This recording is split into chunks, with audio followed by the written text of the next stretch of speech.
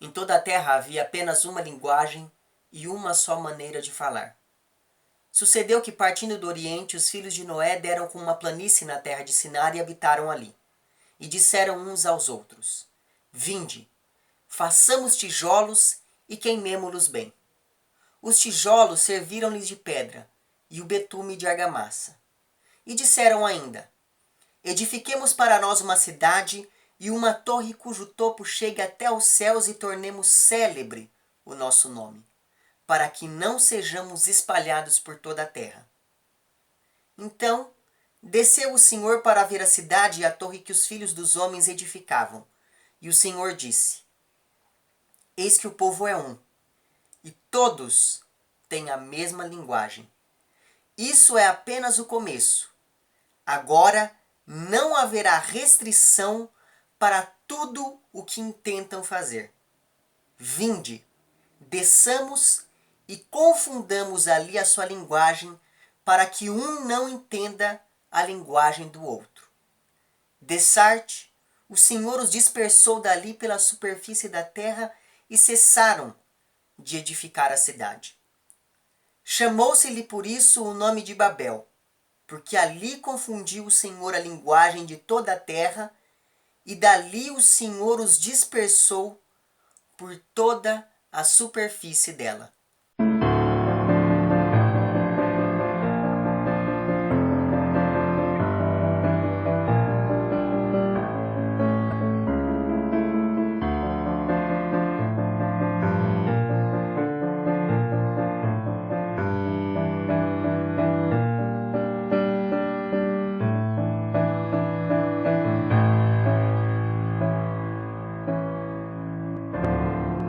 Olá pessoas, no vídeo de hoje, se tudo der certo e a gripe me permitir, a gente começa as nossas discussões sobre a questão do pacto fáustico e sobre a representação do diabo na literatura. Eu resolvi incluir essa segunda discussão ao tema central do projeto, depois de receber uma série de outras indicações de leitura de vocês, e nessas indicações havia ali uma constante que era a presença do diabo, então justamente por conta disso eu resolvi incluir essa segunda temática dentro da nossa proposta original aqui. Inclusive eu gostaria de agradecer muito a vocês por todas as recomendações que vocês me deram aí nesses últimos tempos. Evidentemente que eu tentei incorporar ao máximo todas elas aqui ao projeto, pelo menos aquelas que eu já encontrei, eu já fui tentando me apoderar de algumas dessas suas indicações para poder, enfim, colocá-las na lista de livros desse projeto aqui. Muito bem.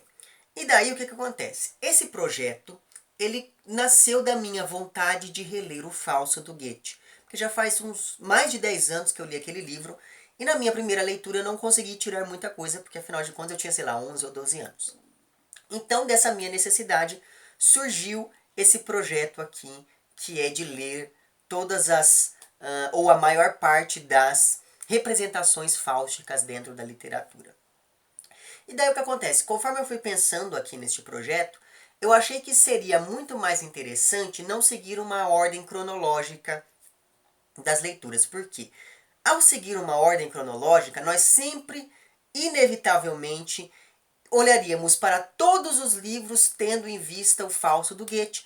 E isso não me parece uma coisa muito proveitosa para a leitura, porque afinal de contas aí nós iríamos estar restringindo muito todas as possibilidades e todas as diferenças entre esses livros. Então, evidentemente, por exemplo, no vídeo que eu farei aqui sobre o meu Fausto do Paul Valéry, que é um texto que eu já terminei de ler, eu vou, é claro, me reportar ao Fausto do Goethe por conta principalmente das várias intertextualidades que o Paul Valéry propõe aqui neste texto. Então, evidentemente, que eu falarei do Fausto goetheano aqui. Mas me parece que se a gente começasse lá naquele Fausto, todos os outros, dadas as proporções titânicas do Fausto goetheano, me parece que todos os outros seriam insuficientes. Então, justamente por conta disso, eu resolvi não seguir um critério cronológico. Além do que, eu fiquei pensando, bom, o principal homenageado nessas nossas discussões aqui será o diabo.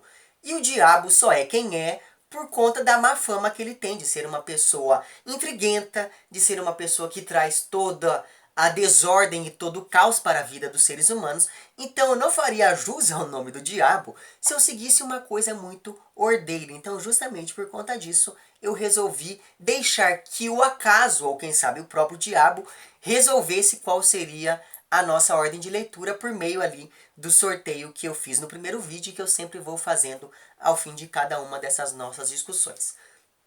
Pois bem, e daí o que acontece? Antes de eu falar aqui do Fausto do Paul Valéry, eu me lembrei de uma outra representação do diabo que me pareceu muito importante e que me parece muito interessante para que a gente possa discutir antes de chegar aqui a essa primeira representação que foi a escolhida lá naquele sorteio.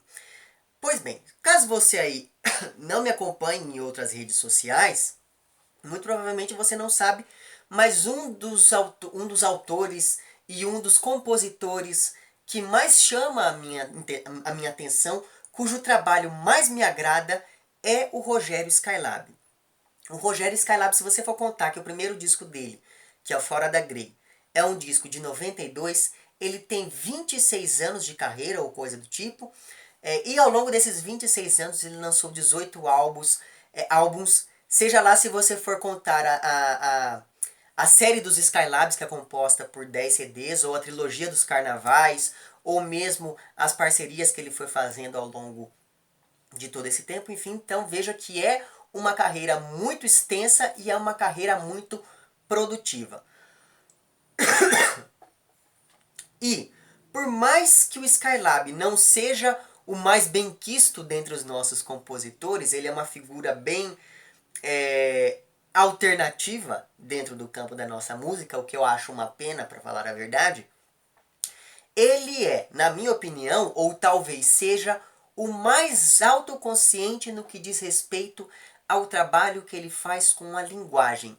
Um trabalho que, evidentemente, se inicia no campo da música, mas que não se restringe a ele. Esse trabalho ele alcança, por exemplo, a literatura, quando a gente pensa lá no livro que o Skylab lançou em 2000, publicou em 2006, se não me engano, que é o Debaixo das Rodas de um Automóvel, que é um livro que é um livro que foi publicado pela editora Rocco.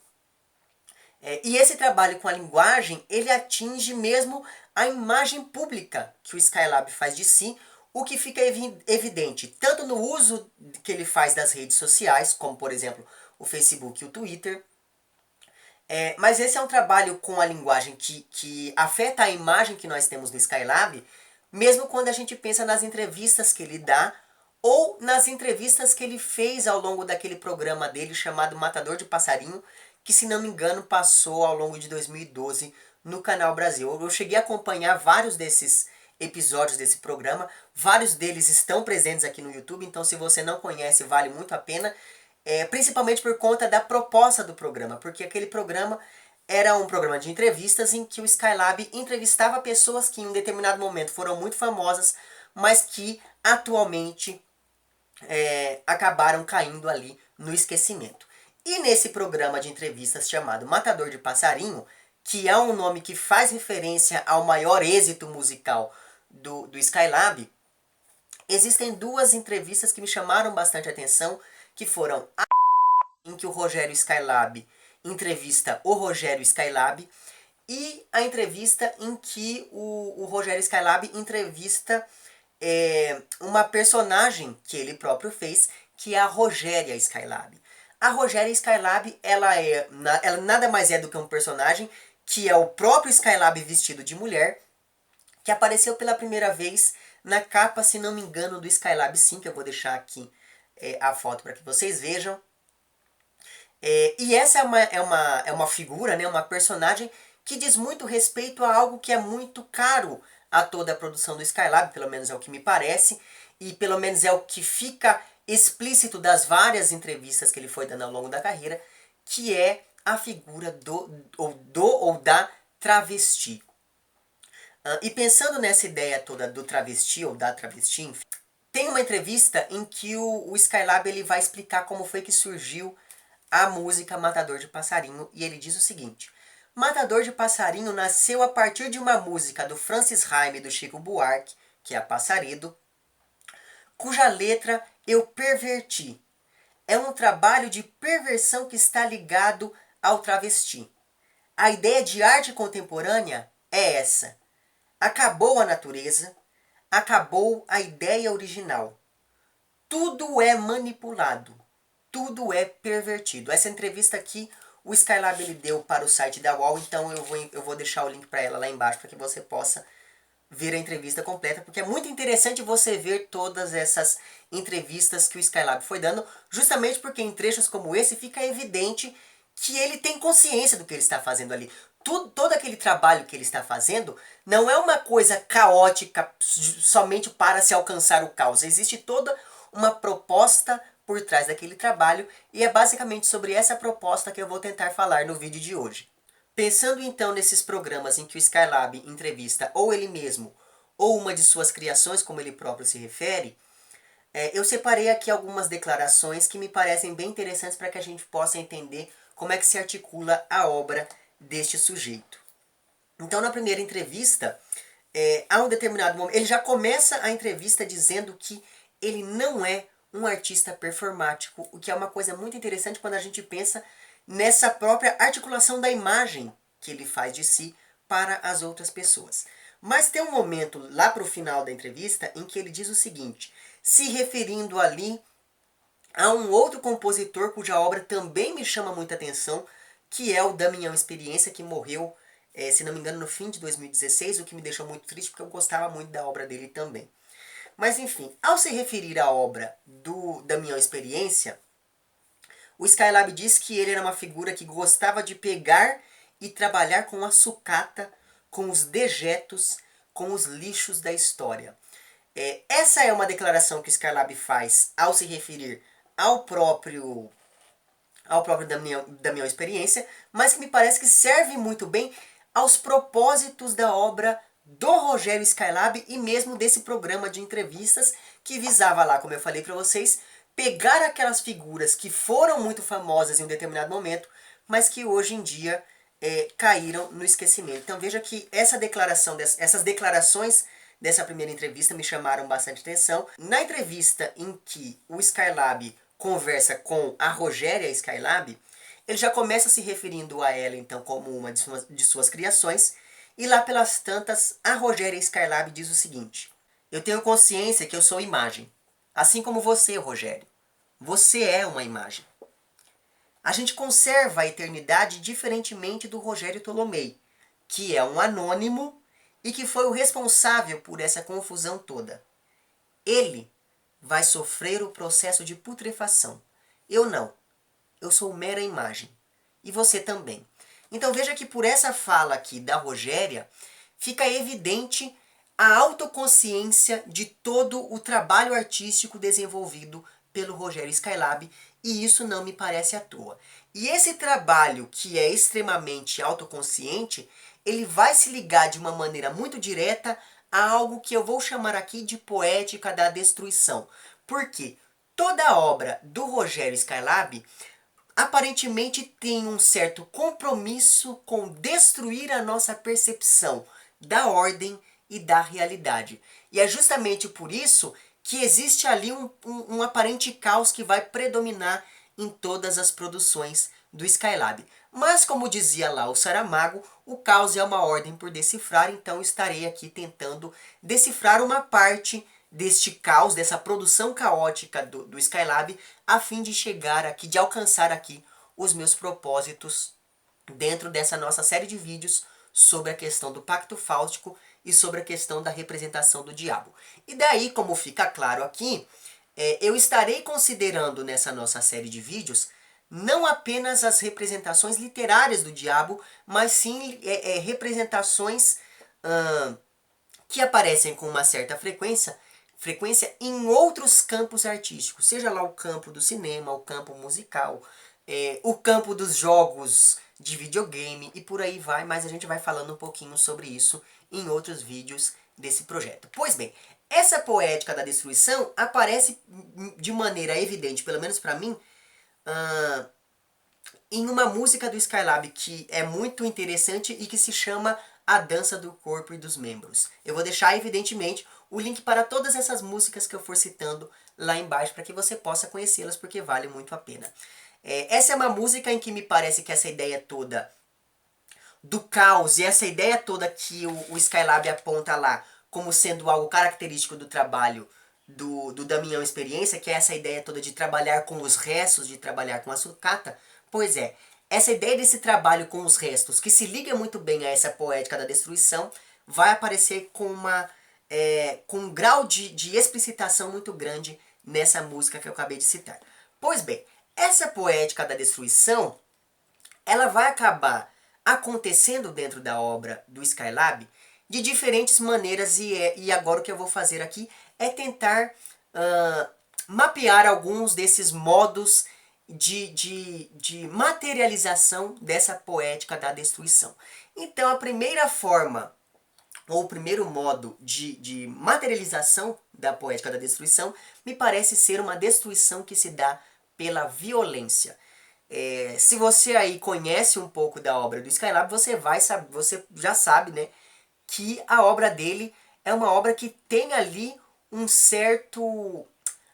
que apresenta com uma certa recorrência a temática da violência. Pois é, essa temática da violência aparece em músicas como Casas da Banha, como Naquela Noite, Motosserra, Matadouro das Almas, Carne Humana, Semana Passada e A Irmã da Minha Mulher, dentre outras formas de violência que vão aparecer ali dentro da obra dele. Evidentemente que eu não vou citar aqui todas as músicas dele, porque como eu falei pra vocês, ele tem 18 discos, então para você poder falar de todas as músicas ia demorar um certo tempo. Pois bem, outra forma com que essa temática essa poética da destruição aparece é por meio da loucura e da obsessão, o que fica claro em músicas como, por exemplo, O Convento das Carmelitas, Quer Tecer Comigo e Eu Tô Sempre Dopado, dentre várias outras. Outra maneira de explicitação dessa poética da destruição se dá por meio do pastiche e da ironia. E daí a gente volta lá a toda aquela entrevista que ele deu falando sobre o surgimento da música Matador de Passarinho. A essa categoria aqui, né, da poética da destruição, pertencem músicas como, por exemplo, o próprio Matador de Passarinho, que faz referência lá ao Passaredo do Chico Buarque. Você tem aquela música chamada Você é Feia, que sempre que eu escuto não tem como eu não me lembrar de Você é Linda, do Caetano Veloso.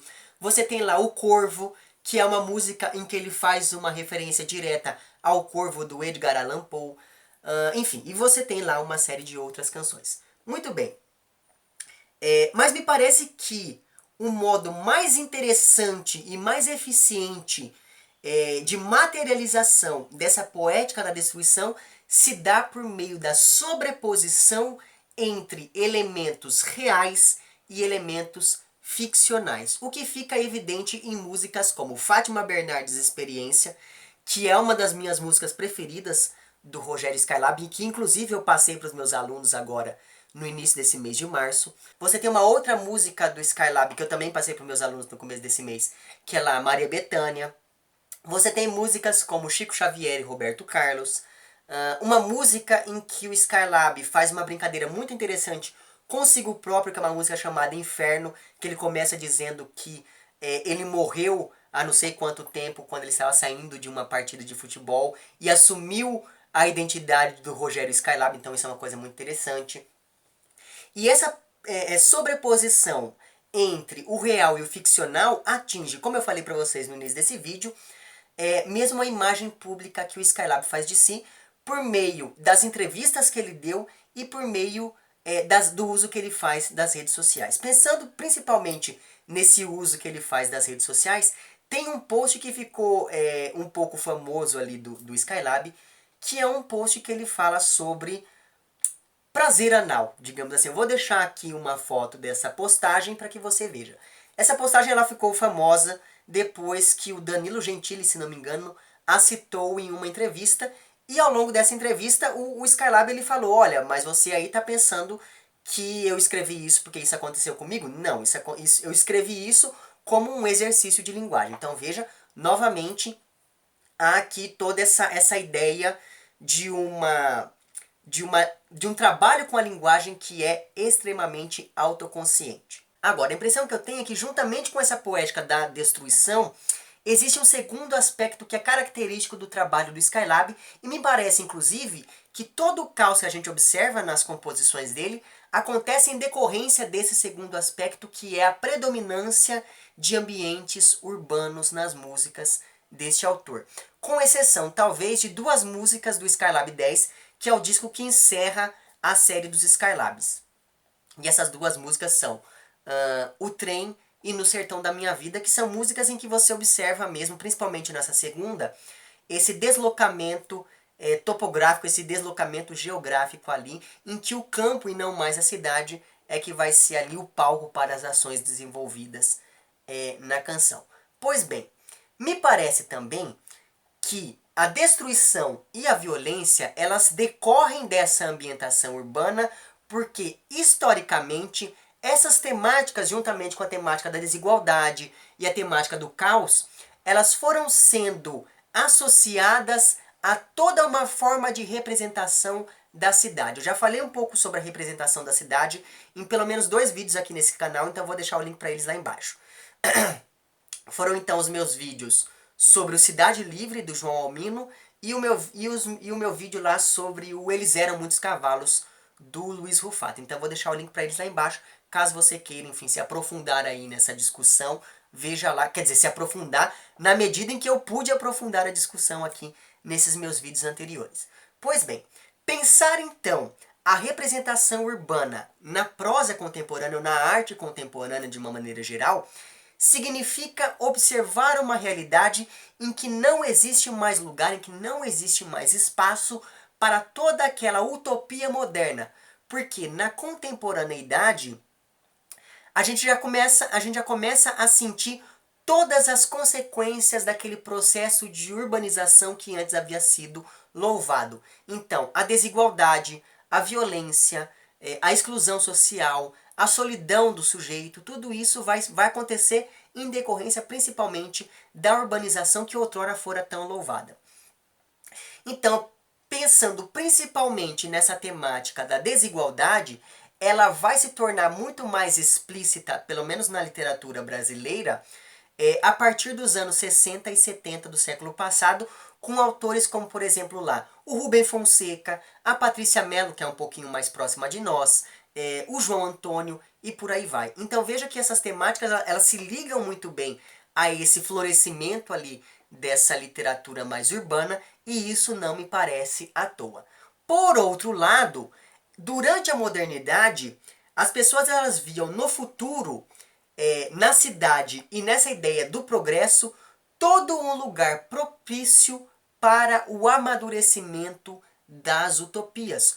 O que vai se explicitar em obras como, por exemplo, lá, A Pauliceia Desvairada, do Mário de Andrade, que é um livro de 1922, mas também é um livro de 1895, que é citado pelo Mário lá no prefácio interessantíssimo A Pauliceia Desvairada, que é o As Cidades Tentaculares de do sujeito cujo nome eu não vou me lembrar agora, mas que eu vou deixar aqui na tela para que vocês vejam e procurem, caso lhes interesse. Pois é, nesses dois exemplos aqui, em vários outros, você tem ali o ambiente urbano como sendo o ambiente propício para o florescimento das utopias, porque o ambiente urbano significava a vitória do homem sobre o meio. Quando o homem vai e modifica o espaço ao seu redor, criando ali o espaço urbano, ele acaba mostrando que é possível alcançar o progresso.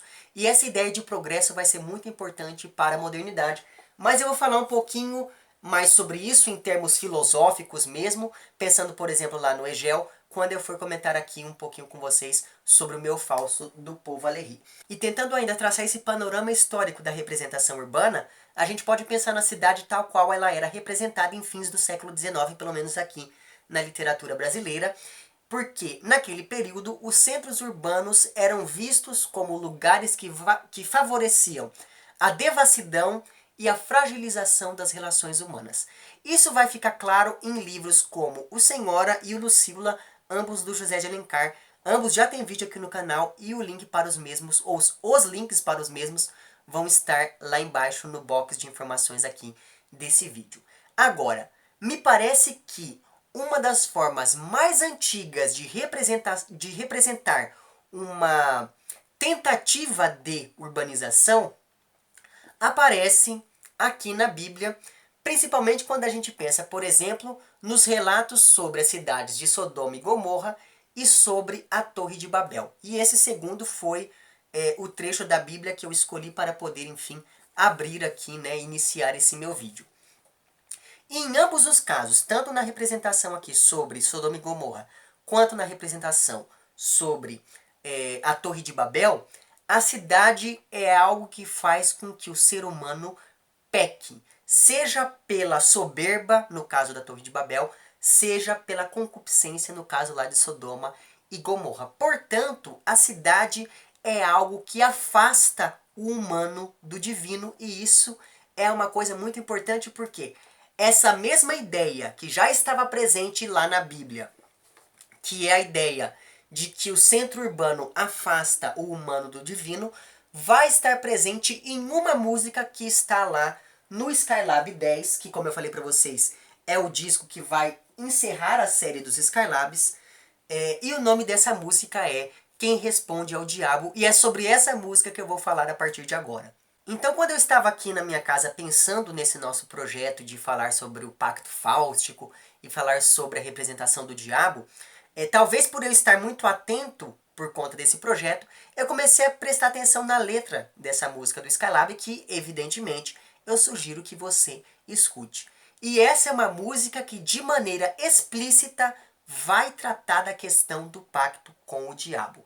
E eu falei tudo isso que eu falei até agora para chegar a essa música em particular, porque para além de tematizar toda essa distância entre o homem urbano e Deus, ela vai também se inserir em toda uma tradição que vai se associar à representação da cidade, e por meio dessa representação da cidade, por meio dessa representação urbana, para além de falar do pacto com o diabo, a música vai falar também da perda da individualidade do sujeito urbano. Por quê?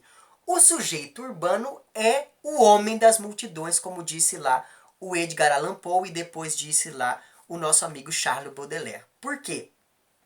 O sujeito urbano é o homem das multidões, é o homem das aglomerações, mas, paradoxalmente, apesar de estar no meio da multidão, o sujeito urbano, ele é um sujeito extremamente solitário. É um sujeito que não consegue, ou que pelo menos está a todo momento tentando lidar com a própria solidão.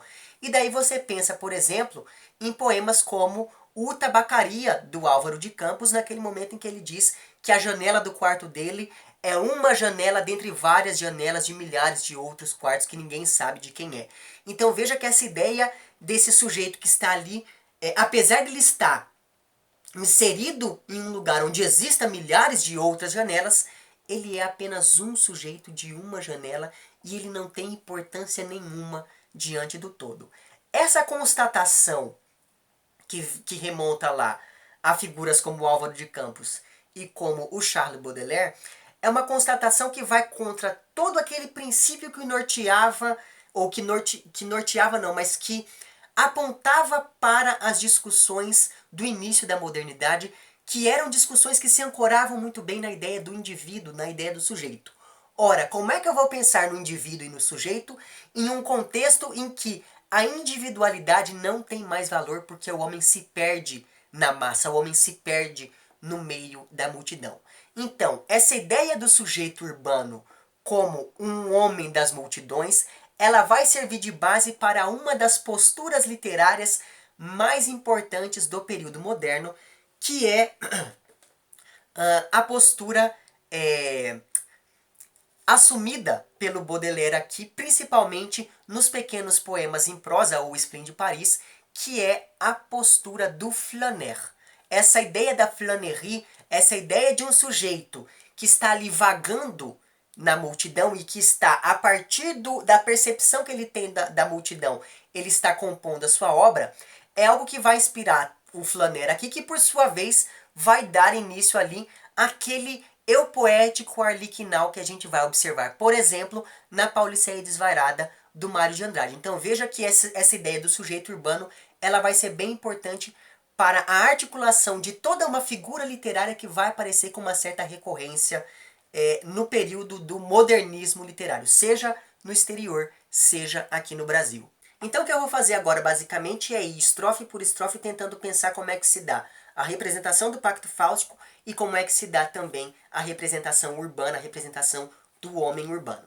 Pois bem, uma das coisas que mais me chama a atenção nessa música é que a única rima que aparece nela aparece antes de uma referência explícita à cidade e antes do surgimento do diabo aqui na música. Então veja que a única harmonia que existe na canção, pensando em termos sonoros dessa letra, a única harmonia que aparece aqui aparece antes do homem se inserir na cidade e antes do homem se encontrar com o diabo. E aparece aqui no momento em que ele diz: quando é bem tarde, a saudade invade, parece Cristiano, não tenho nada. Então veja que aqui nós temos uma rima entre a palavra invade do segundo verso e a palavra cidade do verso 1, 2, 3, 4 do quinto verso aqui. Então veja que essa é a única rima de toda a música e não me parece à toa o fato dela aparecer aqui antes do surgimento do Satanás dentro da canção. Mas enfim, ainda sobre essa primeira estrofe, me parece muito curioso que ele diz o seguinte: não tenho nada, por toda a cidade me procuro e não acho. Novamente aqui, sempre que eu escuto isso, não tem como eu não me lembrar lá do Tabacaria do Álvaro de Campos, quando ele diz: não sou nada, nunca serei nada, não posso querer ser nada, mas a partir disso tenho em mim todos os sonhos do mundo. Por quê? O que nós temos tanto lá na Tabacaria quanto aqui é uma tensão deste eu lírico aqui. Só que a tensão desse sujeito era uma tensão de outra ordem. Por quê? É uma tensão entre sair em busca de si mesmo por toda a cidade e se aceitar que não se tem nada. E não ter nada em uma lógica capitalista como a nossa, que diz que a gente só é à medida em que a gente tem, não ter nada significa não ser nada também. Então veja que há aqui toda uma angústia nesse sujeito que o impele a se buscar ali pelas ruas da cidade. E daí prossegue a música dizendo: pergunto para Deus, quem responde é o diabo. Novamente aqui vai se evidenciar uma tensão entre opostos. E mais, se evidencia aqui uma distância entre o humano e o divino. Essa ideia do apego à matéria. Lembra lá que ele já começa dizendo que ele não tem nada e é justamente por conta disso que ele não pode querer ser nada. Então veja que enquanto Deus representa toda essa ideia da transcendência, o diabo é sempre ligado a essa ideia mais física. Então veja que quando o homem só consegue se relacionar com o diabo, ele só consegue se relacionar com aquilo que é físico. Essa distância entre o humano e o divino acontece principalmente porque agora o oposto de Deus não é mais o diabo. O oposto de Deus é o próprio homem. Em um lado da balança ali, em um lado do caminho, nós temos Deus, do outro lado nós temos o homem, e a figura que fica no meio é o diabo. Então veja que o diabo assume o papel de intermediário entre o humano e o divino. É muito importante ter isso em vista, principalmente quando depois nós formos falar aqui do meu falso do Paul Valéry. Então vamos segurar essa informação porque ela vai ser importantíssima para que a gente possa discutir aqui as inovações propostas pelo Paul Valéry naquele seu livro. E com isso nós chegamos então à segunda estrofe, que é o momento em que fica clara a referência ao pacto, quando é dito o seguinte: no meu contrato eu vendo a minha alma, chego no espelho e não vejo nada. Veja que a palavra contrato aqui é uma palavra muito interessante por conta da ambiguidade que ela dá a esse trecho da música. Porque contrato pode se referir tanto a um contrato com o próprio diabo, mas também pode se referir a qualquer outro tipo de contrato. Mas em ambos os casos, em ambas as percepções da palavra contrato aqui, o pacto ele tem o mesmo resultado na vida desse sujeito, que é o mesmo resultado da vida levada ali nos centros urbanos, que é a perda da imagem e a perda da individualidade quando a gente pensa aqui que ele vende a própria alma e quando vai se olhar ao espelho não vê nada. Essa ideia toda da perda da individualidade se seguir a perda da imagem me lembrou bastante um conto do Hoffman, que é o Reflexo Perdido, sobre o qual ainda vai ter vídeo aqui no canal também, porque ele, de certo modo, também dialoga com essa questão toda do pacto fáustico, enfim. Então, em breve conversaremos sobre este texto aqui. Então veja que é nessa segunda estrofe aqui que fica clara toda essa referência ao pacto com o diabo e fica claro todas as consequências desse pacto na vida desse eu lírico aqui.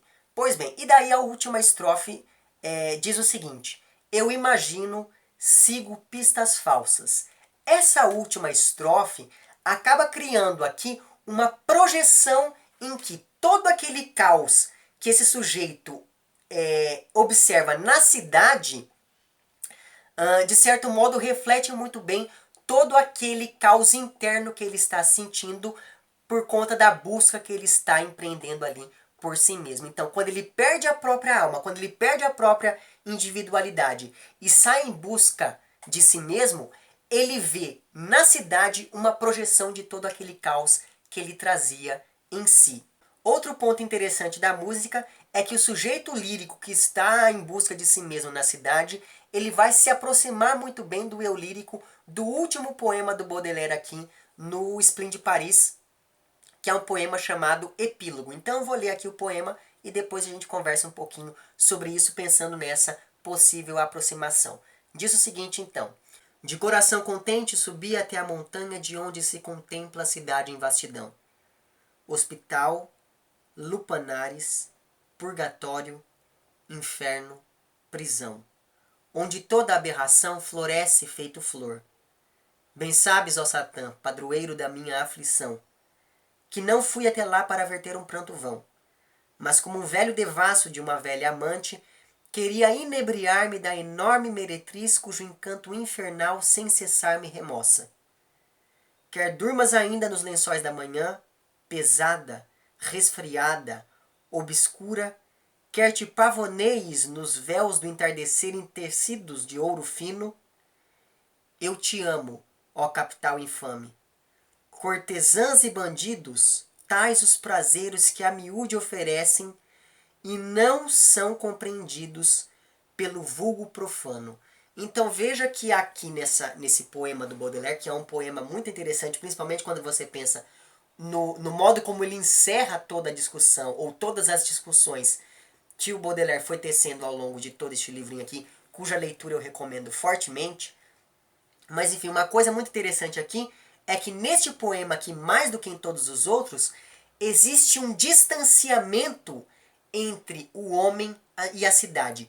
E esse distanciamento que aparece aqui quando você pensa nesse sujeito que vai até a montanha para poder ver a cidade lá embaixo, ou seja, ele se coloca acima da montanha, acima da cidade, esse distanciamento ele aparece tanto nesse momento do poema, mas ele vai aparecer também esteticamente quando a gente pensa que este daqui, né, o epílogo, ele é o único poema em verso de todo o livro.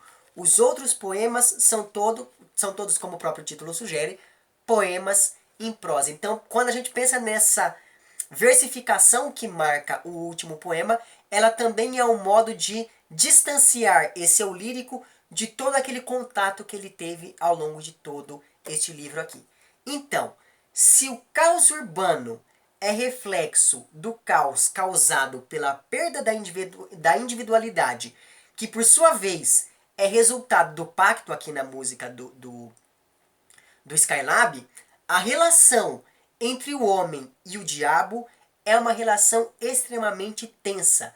Tanto é assim que quando a gente pensa aqui na letra da música do Skylab, o sujeito aqui, ele não está perguntando as coisas para o diabo, ele está perguntando as coisas para Deus. Ou seja, no Skylab aqui, o homem, né, o ser humano, ele é o agente, ele não é o paciente que está ali à espera do pacto. É o homem que está em constante movimento na tentativa de reaver a individualidade. é o homem que vai e faz o pacto com o diabo. Então, essa é uma atitude extremamente coerente com toda a obra desse sujeito aqui, né? Com toda a obra do Rogério Skylab, principalmente quando a gente pensa naquela tal daquela poética da destruição, como eu falei para vocês no início desse vídeo. Por quê? A destruição, ela só acontece por conta de uma ação humana. Uma ação que é física ou uma ação que é linguística sobre a realidade, sobre o dado real. Então veja que quando esse sujeito lírico aqui, da música do Skylab, reconhece fora de si o mesmo caos que existe dentro dele, ele demarca aqui muito bem na música toda essa ideia da representação urbana como sendo uma projeção da reflexão que esse sujeito faz sobre si mesmo. E essas reflexões que o sujeito faz sobre si mesmo se ligam muito bem, ou se liga muito bem, a toda essa ideia do pacto fáustico, que é o grande tema deste nosso projeto aqui. E foi justamente por conta disso que eu resolvi incluir essa música dentro das nossas discussões. E veja que o pacto aqui, no caso do Rogério Skylab, é um pacto que exige do homem uma ação muito maior do que a ação do demônio. É o homem quem pergunta e é o diabo quem responde. É o homem que sai ali em busca de si mesmo pelas ruas da cidade e encontra fora de si o mesmo caos que carrega dentro dele mesmo. Nos resta agora saber como será a relação entre essas partes, né, entre o humano e o divino, nos próximos pactos sobre os quais nós vamos conversar dentro desse projeto, porque esse vídeo agora chega ao fim, porque a minha voz já está começando a falhar, a minha garganta já está começando a doer muito, porque como eu falei pra vocês, eu estou com uma gripe desgraçada. É isso, se você gostou do vídeo, não esqueça de curtir e de compartilhar. Caso não tenha gostado, não esqueça de dizer lá embaixo por que não gostou. Se você está inscrito no meu canal, muito obrigado pela sua inscrição, e caso não esteja inscrito, se inscreva também lá embaixo. Um amplex para vocês todos, até o próximo vídeo e tchau!